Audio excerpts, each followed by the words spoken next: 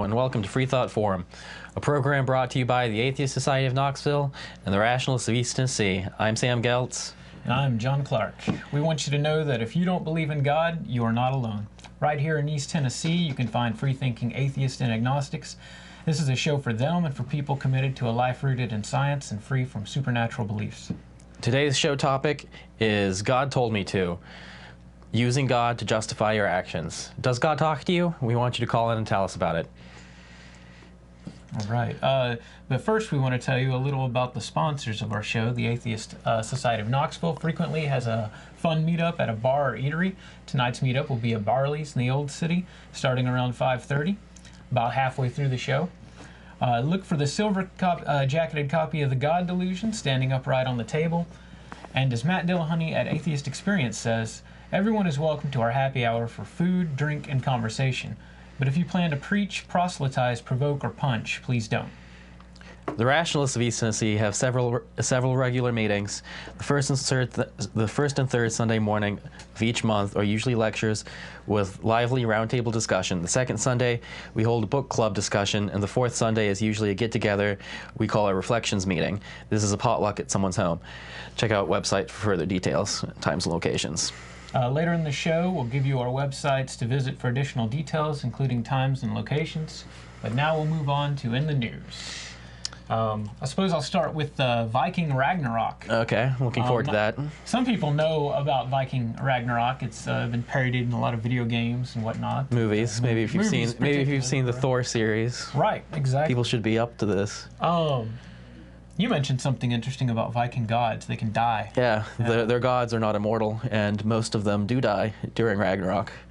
Well, I don't know what qualifies as the end times for Ragnarok, but supposedly, and this would come to various readings of Norse mythology, though, but maybe in about the next 100 days, we could see the end times, you know? Son of Loki, break out of prison.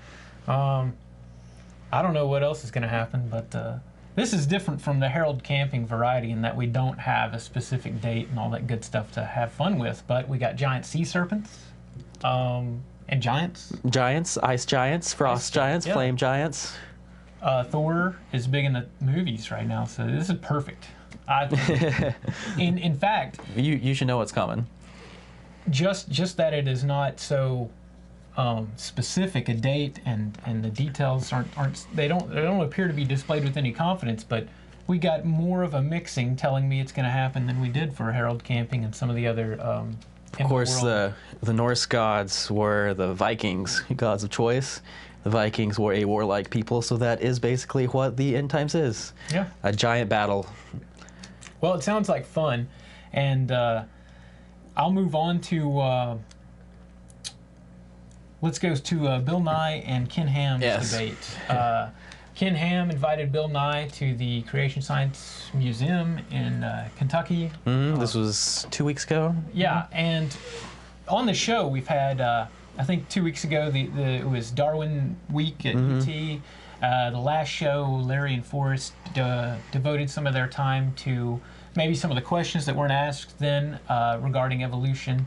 There was one caller in particular wanted to know something about the first humans, and so Larry and Forrest engaged that in, brought to light information on why you wouldn't have first humans in the first place and that sort of thing. No Adam and Eve. And one thing that got kind of slid under just hidden in all those details was the Bill Nye Ken Ham debate. That's why we wanted to get to it today. Yeah, so let's talk a little bit about that. I had said that I don't like the idea of engaging fundamentalists like Ken Ham, or people that are so-called on the fringe. Yeah, gives them legitimacy. Yeah, exactly. And Richard Dawkins had denied, I believe, William Lane Craig, right? Who actually is, he does have a PhD in philosophy, I believe, but more credible. The topic was is religion and morals, but it's from the teleological concept. I want to say the first cause argument. And Dawkins, I don't think he should engage in those debates, but Bill Nye went ahead and did it, and it went very well. I think it did. I wanted to reserve whether I'm kind of with you that I don't think that they should engage that in a public forum, but after seeing this, I think it was a good idea. He handled it really well. So the topic specifically was, is Ken Ham's creation model viable? Yeah. And it's kind of loose there, but I mean, is it viable? Does it work? And Bill Nye, I guess he took it straight to task. Doesn't make predictions. And if he's been making his circles around the news if you hadn't seen him. And he's on a roll now. Yeah, he's got two things I've heard him hit on multiple times, which was, does it make predictions? No, it doesn't. At least not predictions that can be verified or have been verified. And furthermore, then he talks to you, us, the taxpayers, the voters. Do you want a country with a school system, because Ken Ham wants this type of thinking taught in schools as a science? Do you want our children learning this? Do you want them to be brought up in it? And Ken Ham would say yes, and Bill Nye, and I think the rest of the rational world would say no. But I gotta say, even though I don't think we should engage these conversations, I mean, Christian Today, I believe, was the website which had a 92% positive rating for Bill Nye. He destroyed it on all the polls. That in a way doesn't surprise me, though. How many Christians really think the Earth is 6,000 years old? That is one of the reasons why I think this was a good idea, because I think moderate Christians that watched this would think that Ken Ham is a loon. Right. And You're right. I'm sure there's plenty of Christians that watch this at home and thought, that guy is representing me. I do not like this idea. One thing, real quick, this is a call-in show, and if you've got any questions regarding evolution, maybe you saw that debate and you want a much more layperson's perspective from the atheist, agnostic viewpoint, please call in, because we're both atheists. I'll try to tell you the other viewpoints if you didn't catch it. Also, if you wanted to ever watch that debate, Answers in Genesis, which is the group that Ken Ham they sponsored the debate. Right? Yeah. They sponsored the debate. It was held on Ken Ham's home turf at the Creation Museum, where they have statues of children riding on dinosaurs, just as it happened. Yes, exactly. And but Answers in Genesis did sponsor it. If you go to Bill Nye's website, I think it's BillNye.net, but Google Bill Nye. It's right there on his homepage. In fact, it'll begin loading immediately if you go there. And then if you prefer not to view it on his site, Answers in Genesis's YouTube account has it on there as well. Of course, the comments are disabled. The comments and the ratings are disabled. But the content is there. Don't want people discussing what was going on in the debate. Yeah, you'll have to do that somewhere else, and that's why we're here on air. So, but I gotta say, even though I don't like this sort of thing, and I don't like to give them the floor, with someone who has certain credentials in academia, it was good.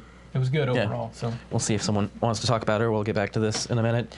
Hello, caller. You're on the air. Can we get a name or a nickname? The light's broken. I think. Oh, maybe not. Caller, are you there? Could we get a name or a nickname for you?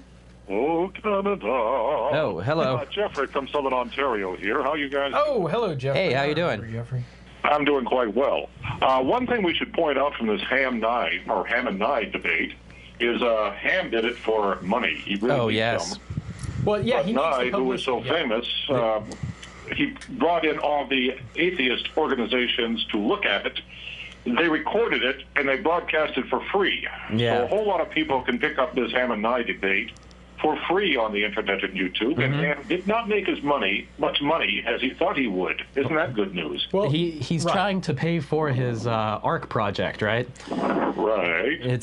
Has not. Which is a load of nonsense, of course. It is a large project. He's trying to build a replica of the mythical boat. Right, and I thought Nye made a great case against that sort of engineer. Nye is an engineer. Think of what has to come together to make this arc happen. I thought he made a very good case against Ham regarding that. So, Right. So, but Ham was trying to do it for money.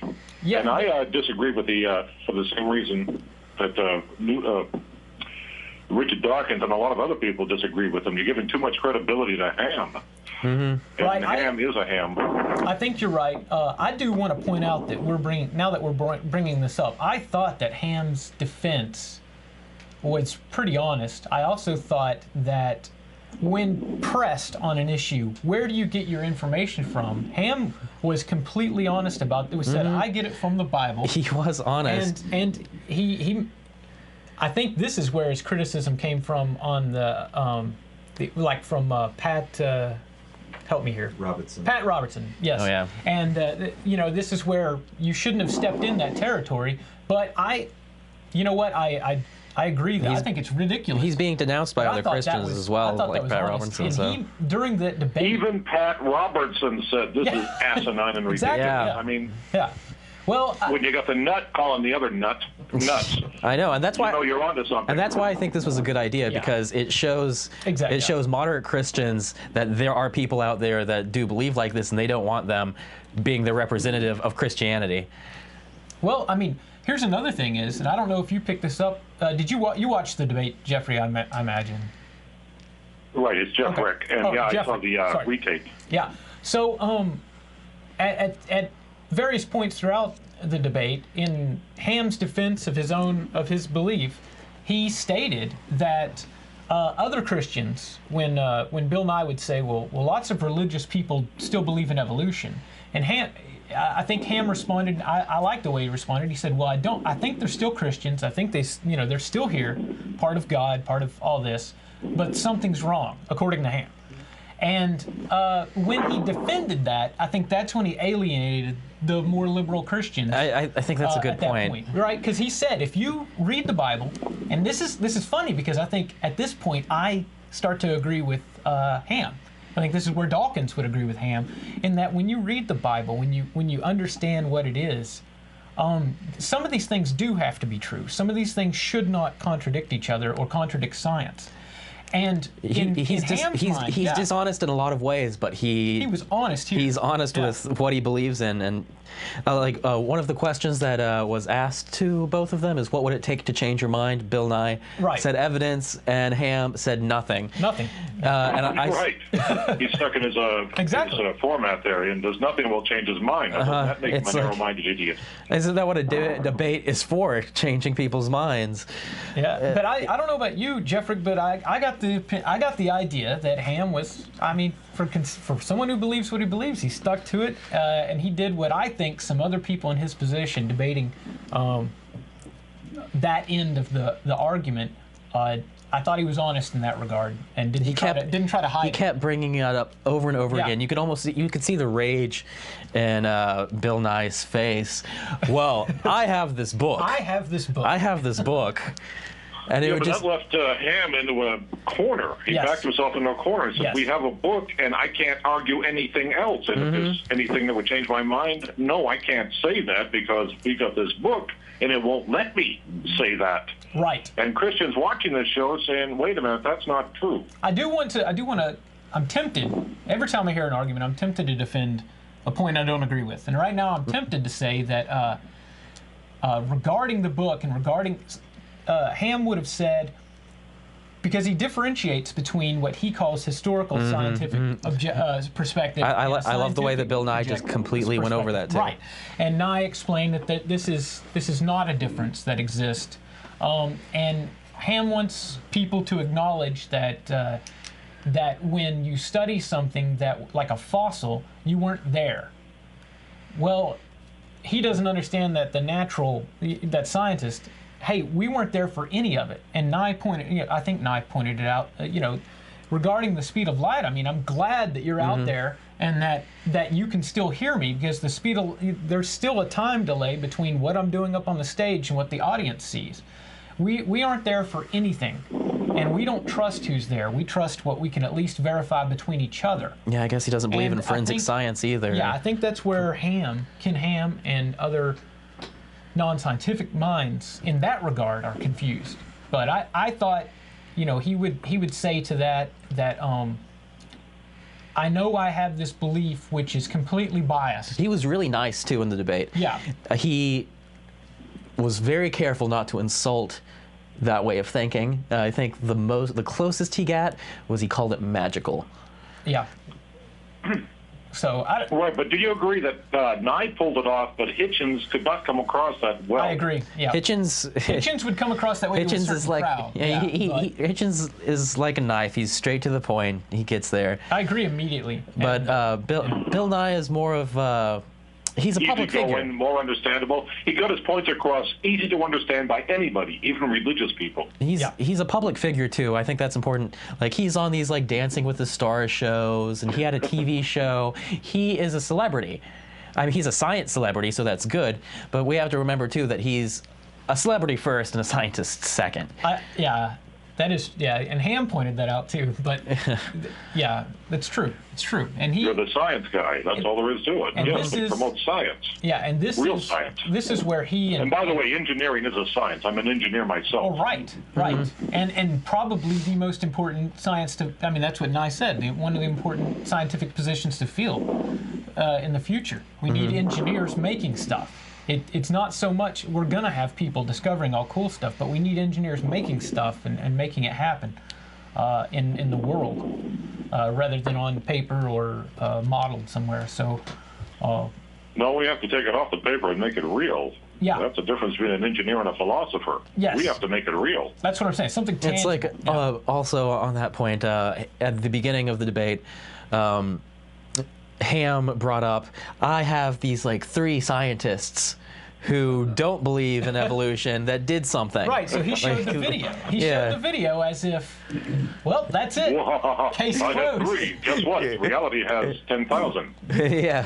And I have no doubt when he talks about these people I think one of them said, hey, I went through one of the biological engineers, biochemical engineers maybe, he said, I went through, I got my PhD, and I did all this in school as if evolution, it was taught to me, and as if I believed it. But once he got out, and now he works for Answers in Genesis, he now devotes his research time. It's almost as if he faked it when he was in school. Well, if he faked it, here, let's remember this. Whether he faked it or not, and which he very likely did, he acquired a PhD, and he did it through the same, you would imagine, because of the school, I forget what school he went to, but through the same rigorous conditions other people do. So in some sense, this is someone who can do the work, but he says he believes something different. And there's got to be a lot of cognitive dissonance. Yeah, I would love to talk to that person more because there's going to be issues. Yeah. I don't know how you can study that and know it and still have a block against it. Right. Well, clearly it's possible. That is one of the reasons. Is there anything else it's possible for them, but they're called mentally defective or somewhere along the line. I agree. I think there's something amiss. They're missing something. Yeah. Is there Anyways, I'll let you guys go. Have a nice show. Nice talking with you again. Oh, yeah, so great. All right.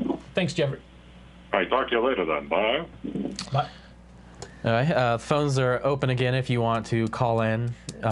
Do so now. Before we get off of Bill Nye, I do want to bring up that he is on a roll, and he had another debate. Was it earlier this week?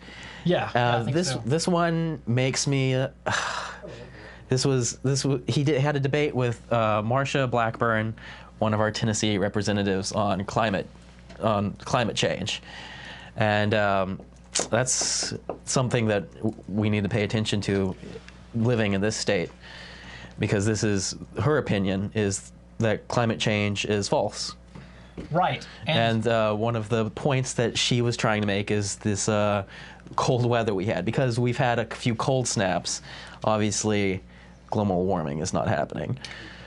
I thought the Daily Show, or maybe Colbert Report, one of them made a great joke about this, talking about, well, we see it's cold, and it was this time temperature graph, and of course it went December, January, February, and it dipped low and came back up, and it's like, clearly global warming is not occurring. Well, and when Nye addressed that issue, he just goes straight to it. It was a real complicated issue I wanted to mention, but it's too complicated for me to regurgitate here, and I'm not sure I understand it myself.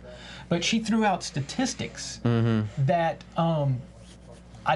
I'm not sure that she understood herself. Exactly. It sounded like she was just reading them off. It's basically just the hockey stick. If you don't know, by the way, the hockey stick is something when you Google for it, all sorts of nonsense comes up, but it's a valid scientific point from the International Panel on Climate Change, talking about the actual warming trend, the warming part of the climate change issue.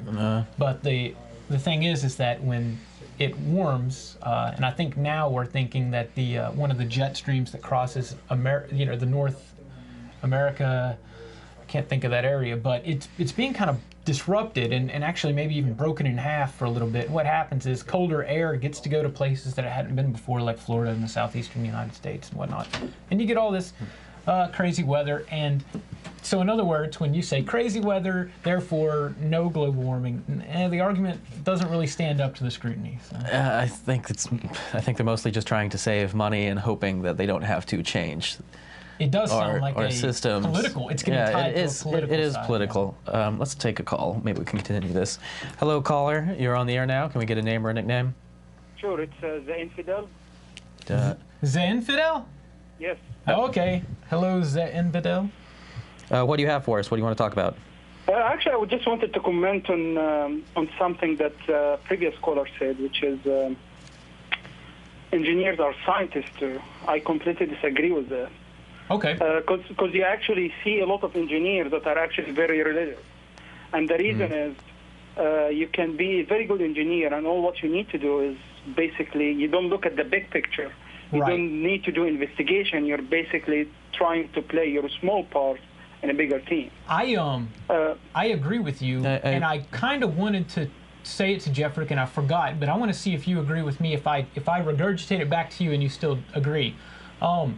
It's almost like it's a medical doctor. These are people that understand all sorts of scientific concepts. They apply them day in and day out, and they learn a lot of them. However, it's an apprenticeship thing to a degree, and even in recent time, we've had apprenticeship medical doctors who have done transplants. Don't even believe in evolution. They don't even believe in evolution. We had one call into the show, I think, 2 or 3 weeks ago, saying, who were the first humans? He delivered, And this is someone with the incredible capacity to do lots of science, but do they understand peer review in the setting of something like Nature magazine? Do they understand what's really going on? And I think I see what you mean. A lot of engineers don't have to do that. They can know the math, but they don't have... Exactly. And you know, like this is a very important point. And one of the actually things that really alerted me a lot from what Ham was trying to do, which is trying to change science into more observing, without basically putting a hypothesis or predicting. Well, this is where the engineers come different from scientists. So as a scientist, you basically try to observe the current phenomenon so that you can predict things that's going to happen in the future. Right. And put a prediction model. Well, whereas an engineer, basically, you have a problem that you want to build a solution for it. So it's two completely different concepts. Yeah, I agree with that. Yeah. Ancient societies built, huge monuments with their engineering, and they believed in crazier gods than we do. Right. Exactly. We hadn't even fine-tuned the scientific method, but engineering, on the other hand, they were pretty good engineers. Yeah, I completely see like ancient Egyptians, they were very good engineers, but they didn't have science. They were very good chemists. They were very good physicians. I do think Jeffrick may be an exception to the rule. I don't know his credentials. And maybe that's the perspective he was speaking from. I do know some friends. I have friends in Oak Ridge, and they are scientists. They do science, but they are engineers. I mean, that's also... Yeah, we were saying you don't have to be a scientist to be an engineer. Yes, exactly. And you can definitely get that knowledge, the skill set, and be very good at your job without having to do the science. However, I guess what you're saying, Zenfidel, is that if you don't understand how the scientific method works, you're going to be a very bad scientist, on the other hand. You cannot be a scientist without understanding how the science... Yeah. And I wanted to mention when Ham said observe, Ham seems to think that observing means that my brain, the middleman, the only middleman's the eyeball and the wiring. Whereas he thinks he has his own type of science. Right. Whereas when I look at, well, yeah, he wants his own definition of science. He wants to rewrite the definition. Whereas observing really is, hey, I might see something directly, as in I look up at the sky at night. But that's one tool. Another tool is a telescope, where we add an additional filter or maybe a technical component. I mean, people who are blind, I would imagine, in some degree, can still do astronomy because their observation is the data received from some other method. So the science can still happen, is my point. Exactly. And I think that may have been, that may be it. That may be something difficult to understand that I'm missing. But yeah, I agree. All right. Yeah. Well, thanks for that comment, though. Did you have anything else for us, Zenfidel? Where are you calling from? I'm calling from Knoxville, actually. Oh, great. Yeah. All right. All right. Well, that's all. So I hope you guys have a good day. All right. Thank you very much. Hope to see you at Barley's later. Oh yes, well, you will. Okay. Great. All right. That's a good. That was a good question. That was a good. I like that. The lines are back open. Maybe we'll get to our topic here in a minute. I think we still have some more news we wanted to go over. Yeah, we can. Why don't we just jump into, does God talk to you? Okay, let's jump. And what we mean by that. There's a context to that you wanted to go for, and help us out. I wanted to go into the implications behind people who think God talked to them. People pray, and people think that their prayers are answered. Some people say they physically hear the voice of God. If you are one of these people, we'd like you to call in and tell us about how that works, because there are people that use this voice and it tells them to do bad things, like murder your children. But that's Satan, right? Well, maybe one of my points is how do you tell the difference? How would you tell the difference? There's a whole lot less people that justify their actions by saying that Satan told them to do something than they say that God told them to do something, because you shouldn't listen to Satan, but if God tells you to do something, it must be justified. Well, what if I... Okay, because because God can do no wrong. God is good, and God is always good no matter what. So if God tells you to do something, it is always right. So here's one way to look at this, right? I think we talked about this earlier to a degree. If God tells me to do something and it's right, like feed the poor, and I go do it, well, that was God. That certainly wouldn't be the devil telling me that. Well, if God tells me, I don't know what's going on today. Mormons in Utah, right? If God whispers in my ear while mom and dad's not home, it's time for some personal time. Y'all know what I'm talking about. All right? Read between those lines there. I saw their war on masturbation. Their war on masturbation campaign video that they posted recently. Or I'm sorry, if a voice in my head tells me to do that, well, that must be Satan tempting me. But let's make a biblical case with Abraham. So God says, the most popular of all, the binding of Isaac. How is that God and not Satan if you use that criteria? You would think. See, the way that I would write this story, if the Bible was actually a book that anyone should get their morals from, is I would think that, like, say God is the ultimate father figure. Say your father is like, you should go down and rob the grocery store today. Bring us our milk back. And they're like, oh, we have money. Shouldn't we pay for it? And your dad's like, no, just go down there and rob it. And you say, no, Father, I won't do that. That is wrong. That's wrong. And he says, you passed you passed the test. Yeah. You know what's right and wrong. Yeah. But that is not the case with God. If he says so, it's right. I would think that that Abraham should have told God, no, I'm not going to sacrifice my kid. That's nuts. And God would have been like, pass the test. But instead the test was to do it, no matter how crazy and nuts it was. And whereas in the former one you get with the milk being stolen from the store, this is like a test of empathy. This is, I think that it's wrong because I think I'm taking something from someone else, and I know what that feels like because I'm empathizing with them. Maybe something's been stolen from me before, and I rule this out. I mean, at what point? He should have empathized with his celestial God's knowledge to help me with that situation. I think it was just empathy. I mean, dogs do this, monkeys do this. And of course, like, this is a case from the Bible, but people do this in real life all the time. Sometimes I think that like Andrea Yates was insane. I think she actually believed that God was telling her to drown her children. Right. But I think that there are other people who do use it as an excuse. They commit a crime and they say, well, God told me to. And they're not really insane. They're trying to get away with it, and they're trying to plead insanity. But I think there are people that do really believe this.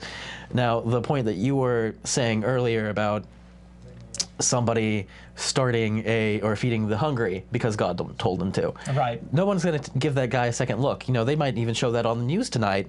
Look how good this guy is. Yeah. God told him to go feed the poor and he's doing it. Look how good he is for doing something that God told him to do.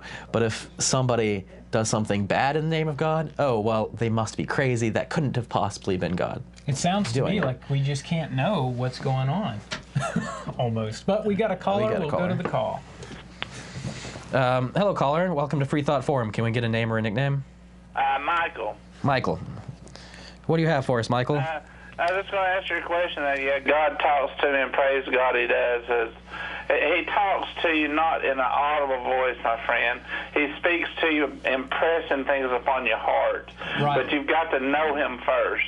Well, so is that... I mean, you've got to come to know him and repentance and accept him and not just try to fight him and make fun of him and be on television. Why don't you tell us a little bit more about repentance and what that feels like? Well, I don't understand what you mean by what it feels like, but it just means that you have that moment where you're convicted in your heart and you realize that you are a sinner. Man has failed. All men are sinners. Right. And then you just ask God for forgiveness. And you're not going to be a perfect individual. No one was. Well, hang on. Let's talk more about the sin part, because you strike a strong chord. If I'm guilty of something and that's going to weigh down on me, I've felt guilt quite a few times, depending on the time in my life. So where does this sin come from? Because back in the garden, I'm sorry, I was taking for granted you knew the story.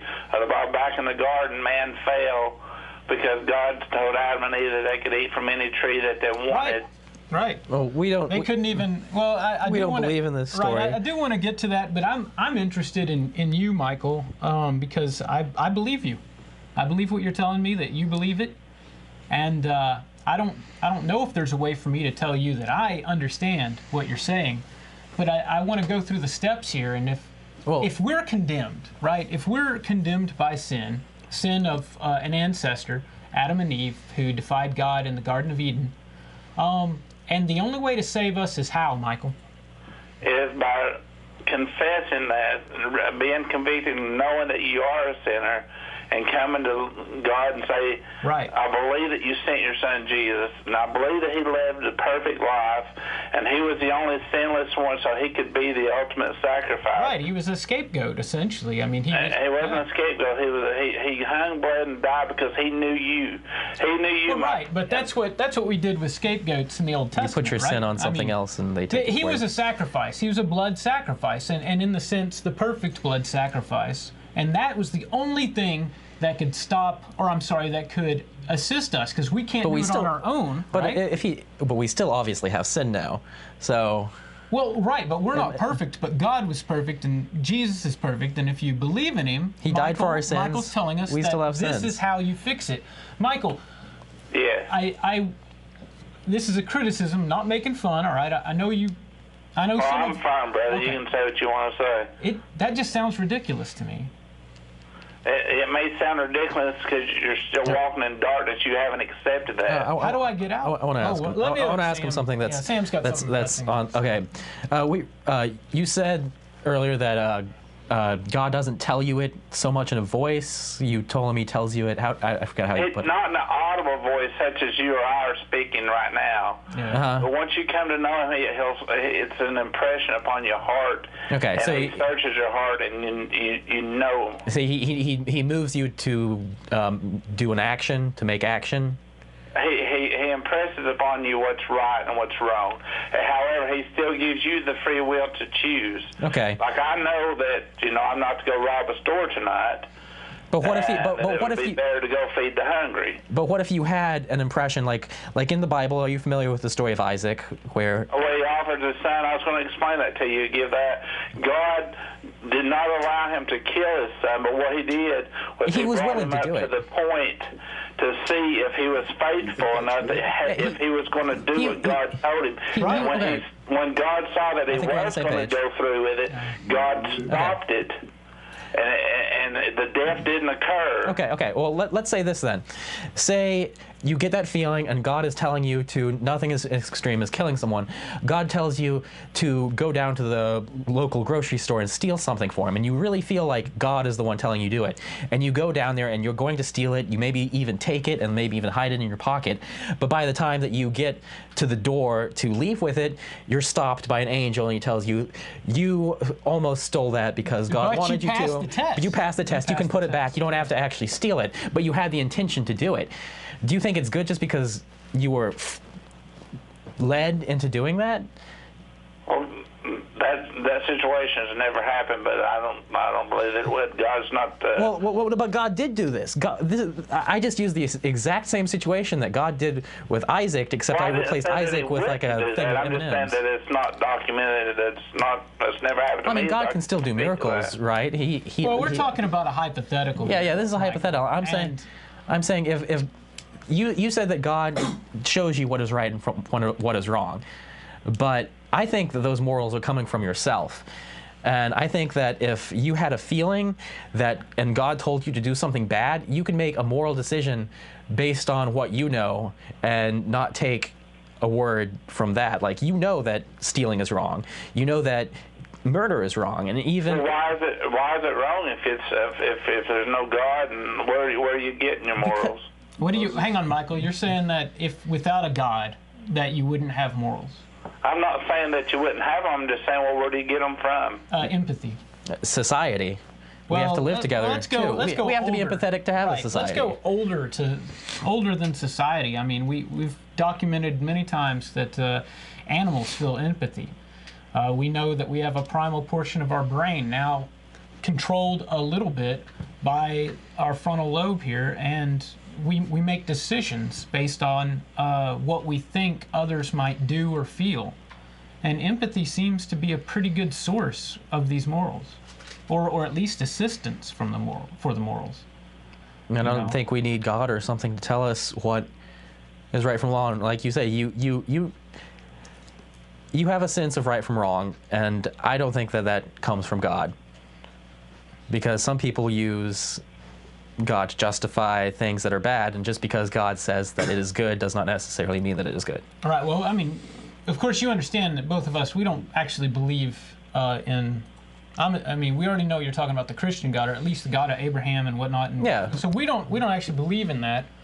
But I could see how religious teachings can introduce someone to some type of... The people that flew the planes in 9/11. I'm asking, what God do you believe in? How do you believe you came into being? I don't even get that far. I mean, what do you mean? First, you'd have to define God. If you define God as the Christian God, I think both of us would say pretty certain. Well, I speak for myself at least. I don't believe in any God. Don't believe in any gods either, for the most part. If you can define one, I will give you an answer.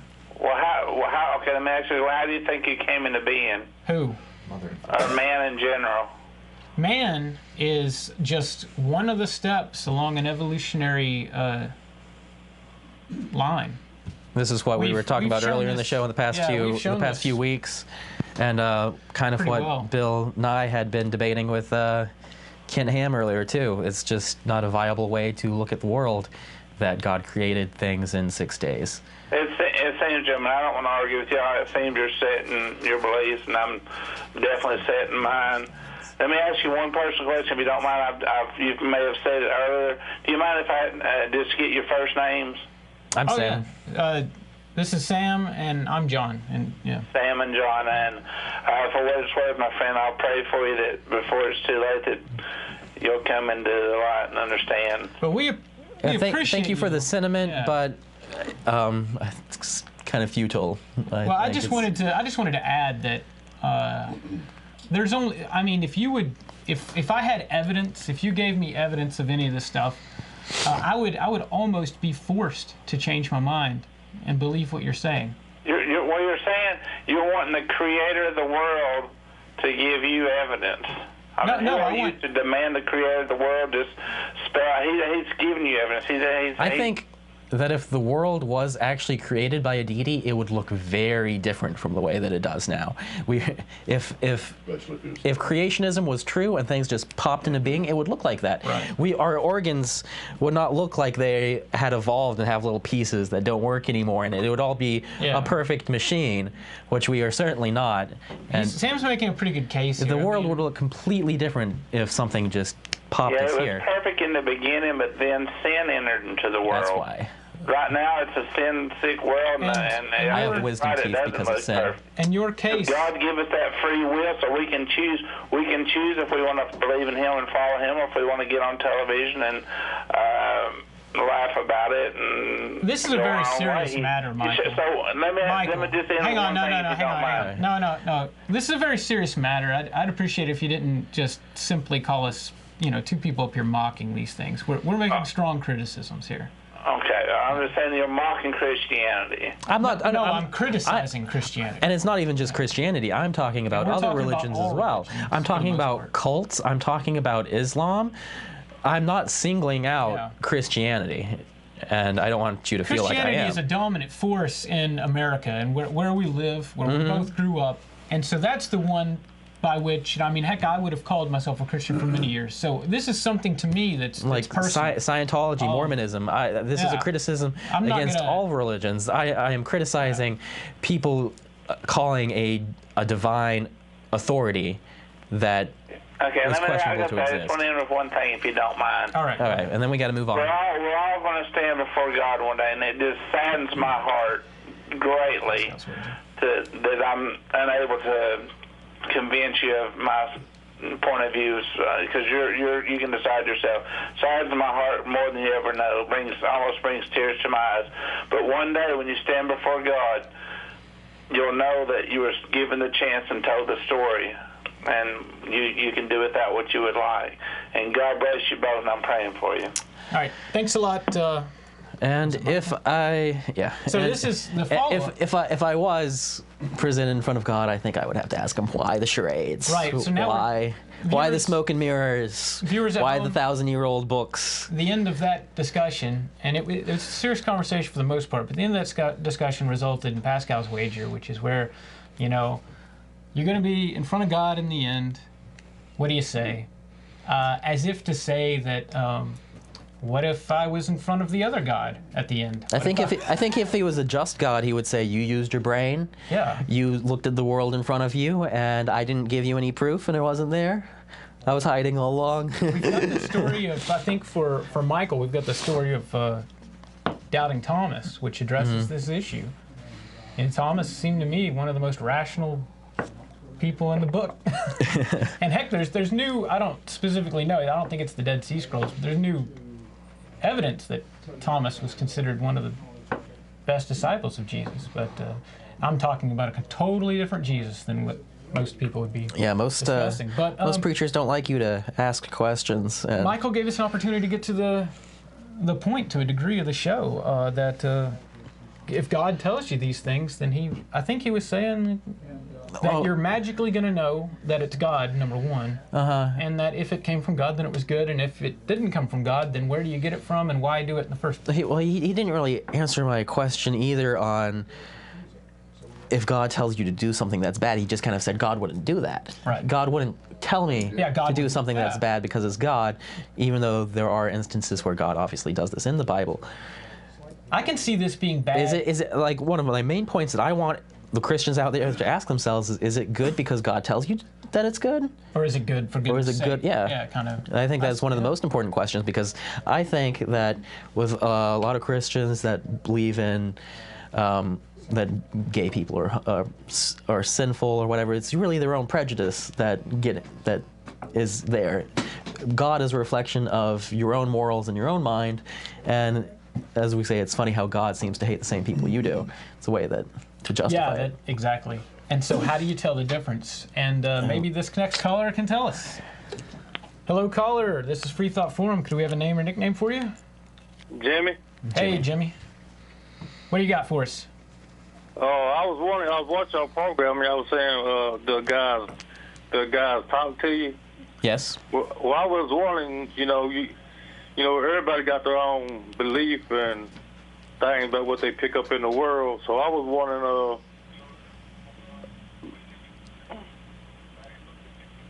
So I'm sorry. Everybody has their own belief system and whatnot for the most part. Yeah. And so you had a question about how does that have to do with hearing God speak? You know. I wanna know where do people go when they die. I can tell you where my grandparents, two of my grandparents went. We buried them off Edgemore Road. But I have a feeling you mean something more like a soul and things like that. Yeah, I personally, speaking for myself. Where does spirit go when it dies? Well, I don't believe we have a spirit. I think that there is even less evidence for a soul or a spirit than there is for God. I could probably believe in God before I could believe in a soul. I think I'm going to be with Sam on this one. I don't think those things exist. So, I guess they could, but I don't see any reason to believe that they exist. So I believe that when you die, it just ends nothingness, which is comforting in a way. I think some people think that's scary, that they realize that they are not immortal and they're not going to be having a party in heaven forever or being tortured in hell. That seems like, a plus. There's no hell, at least you got that going for you.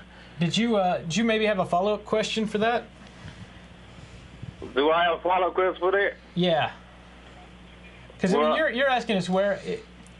All I know is that this is, like I said, it's a strange world, and somebody had to make it. Oh, okay. So you're basically going the route of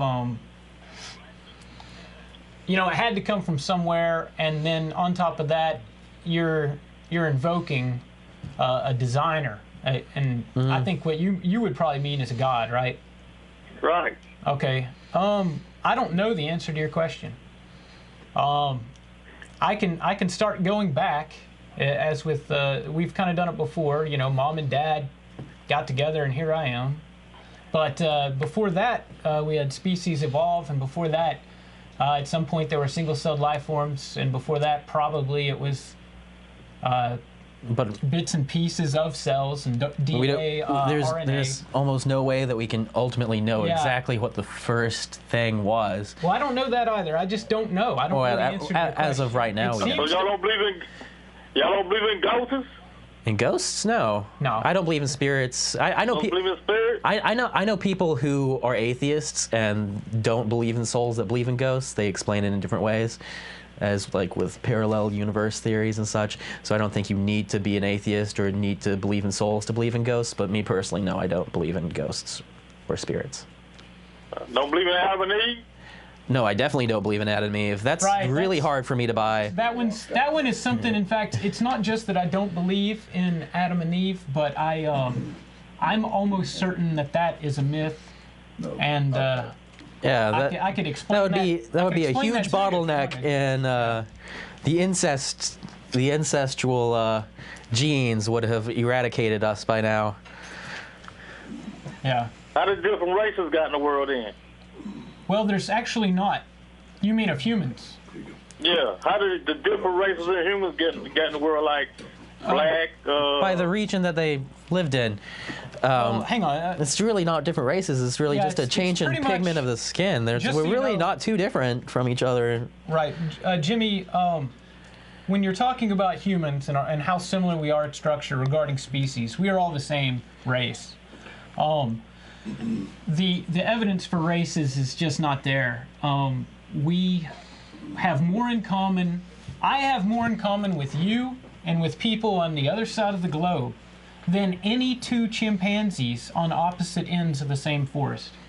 And that's how I think the word is homozygous. Yeah, no matter how different we look, we are incredibly similar. We are extremely similar. Our skin color and some of the cranial features and maxillary or face, mouth area, the features of us, such as like flared nostrils or a sloping face and some other things that you see in other cultures, is a very small difference, and the distinction of race just isn't.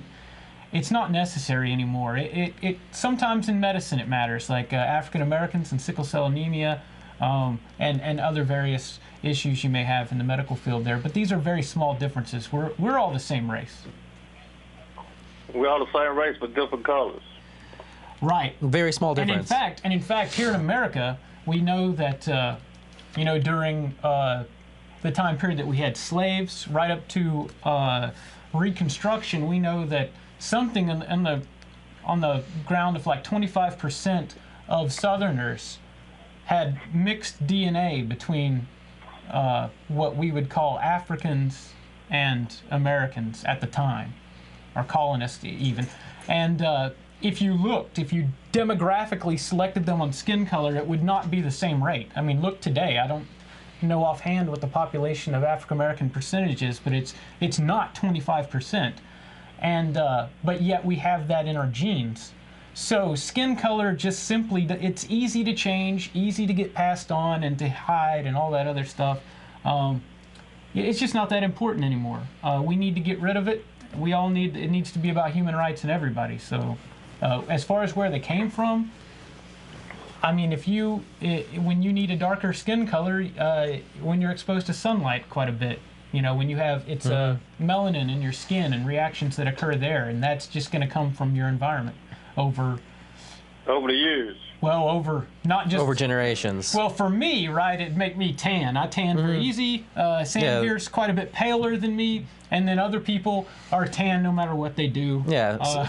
Some humans moved up into colder, less hot, sunny, the blonde-haired, blue-eyed people of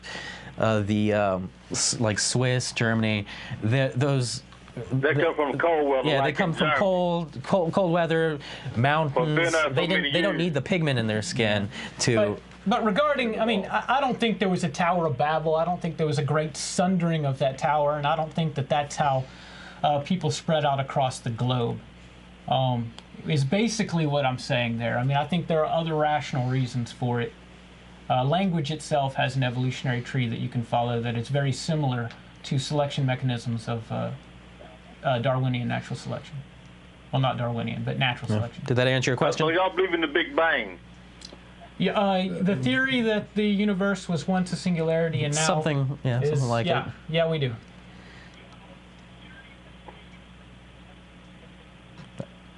I hope I didn't. Is that anything else for us? Has that answered all of? I got one more thing. I got one more thing to say. Okay. Really, won't nobody really know until they die where they go, right? You know what? Or maybe they'll never know, right? If we're right. Until they die. Yeah, we don't even know what's going to happen. You're going to die. That's why the spirit never dies. That's why it's easy to argue. The spirit lives on. Well, can't ask somebody I don't know if there's a spirit. That's gone. I have a spirit when it comes to playing sports. I have a competitive spirit, but I don't think that applies to something magical or anything. Well, thank you for calling, Jimmy. Well, it was good talking to y'all. God bless. It was great. Hope to see you some other week, or you can call in.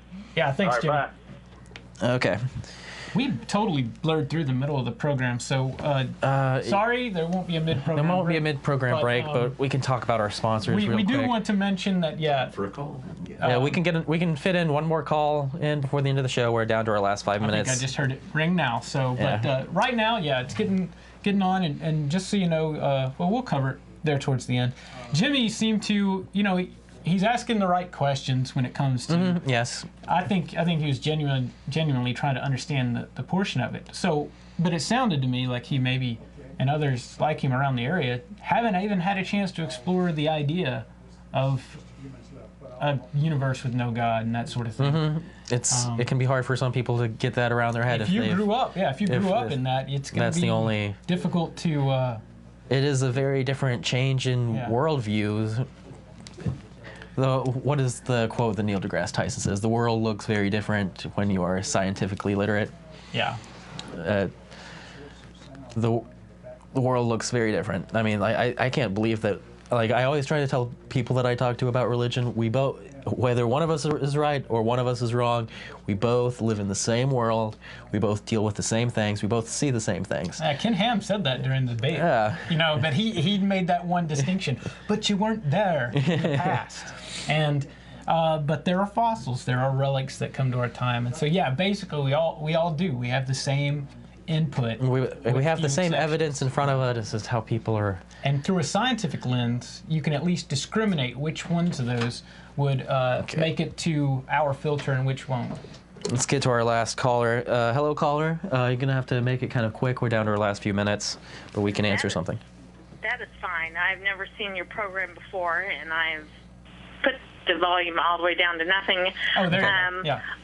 I have a friend that belongs to Skeptics Society, and in 1982 I belonged to Freethinkers Revolt. Could we get a name so we know how to respond to you? Pardon? Could we get a nickname for you, if you don't mind? My name's Tammy. Oh, okay. Tammy. Okay. And so you're saying you're a member of a skeptical society, and your friend?